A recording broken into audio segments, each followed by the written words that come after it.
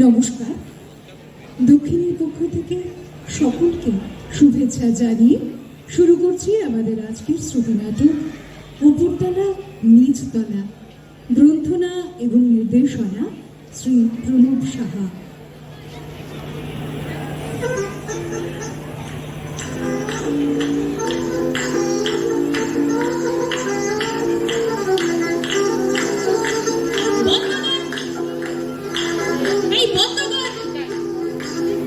সকালবেলা থেকে কি একটা চালিয়ে রেখেছিস? দেখছিস না একটা জরুরি কাজে বেরোচ্ছি। বৌদি, ও বৌদি, কোথায় গেলেন? যাই বাবা, যাই যাই। আরে রমনা যে, আরে এসো এসো, একটু বসো। হ্যাঁ, আমি এক্ষুনি আসছি। আজ একটা হেস্তনেস্ত করেই ছাড়বো। বলো বলো রমনা, কি বলবে বলো। তা তোমাকে দেখে তো স্বাভাবিক লাগছে না। কি হয়েছে রমনা? কোনো সমস্যা হয়নি তো? বৌদি, আপনি এই ফ্ল্যাটের প্রেসিডেন্ট, এর একটা বিহিত করুন। আহা, কি হয়েছে বলোই না। এই দেখুন না বৌদি, আমার হাফ নেই। হাফ নেই মানে? এই দেখুন না, আমার শাড়ির হাফ নেই। ওমা হ্যাঁ, তাই তো। কিন্তু বাকি হাফটা কোথায় গেল? বাকি হাফটা আমি কেসি দিয়া কুস কইরা কাইটটা আমার ঘর মুছনে নেকড়া বানাইছি। কি ডাকাতে মহিলা রে বাবা! ডাকাতির দেখলেনি কি? সবে তো শুরু। Taylor Taylor.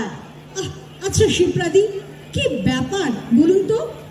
রমনা বলছে ওর হাফ নেই, মানে ওর শাড়ির হাফ নেই।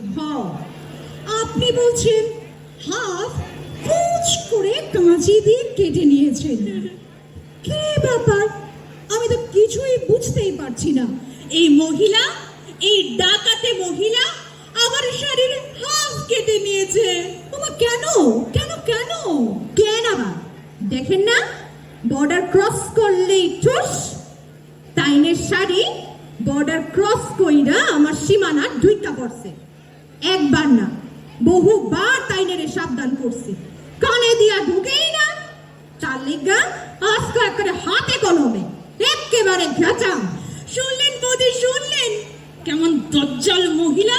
আপনিও কি কম দজ্জাল? পাশের বাড়ির বিল্টুর মারে সেদিন যেভাবে বেলবেলাইয়া ধরলেন সামান্য একটা কারণে। শিপ্রাদি, বলছিলাম কি, আপনি শূন্য লন, বলতে হইবে না। আপনি চুপ করেন তো। ওইটা সামান্য কারণ ছিল? উনার কুকুর আমার ঘরে ঢুকে পড়ছিল।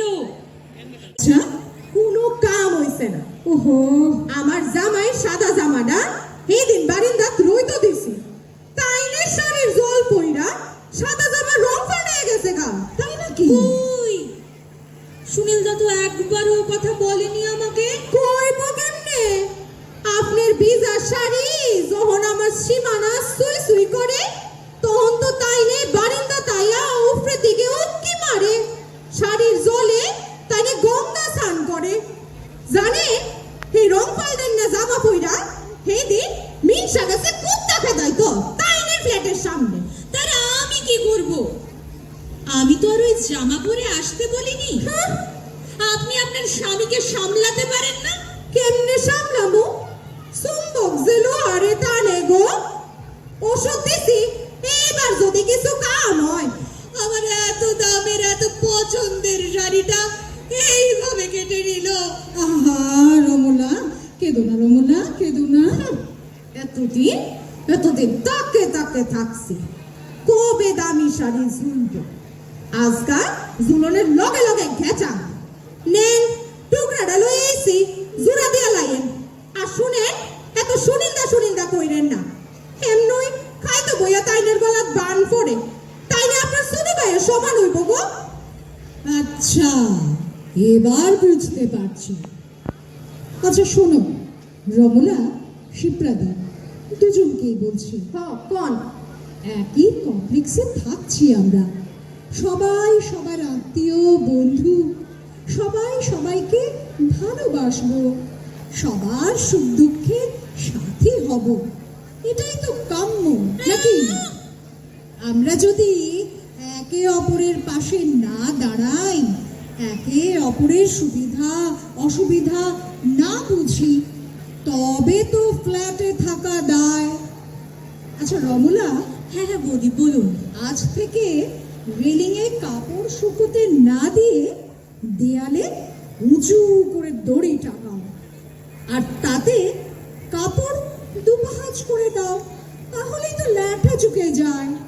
তারপরে জল যদি পড়েও বা, তা তোমার বারান্দাতেই পড়বে, পাইপ দিয়ে সে জল নিচে চলে যাবে। আচ্ছা। আর শিপ্রাদি কোন সুনীলদা তো আমাদের সবার দাদা, সবার প্রিয়জন, অবশ্যই। সবার খোঁজ খবর রাখেন, এরকম সন্দেহ করবেন না তো। যাক, চলো সবাই মিলে এই শীতের সন্ধ্যায় একটু চা খাই। দাঁড়াও, আমি কয়টা ফাইটা পিঠা বানাইছি, লই আই। সুনীলদাকেও নিয়ে এসো। আমি তো পায়েস বানিয়েছি, যাই নিয়ে আসি। যাক, আজকের সন্ধ্যাটা ঝাল টক মিষ্টিতে মিলেমিশে একেবারে জম্পেশ হবে, কি বলো? হ্যাঁ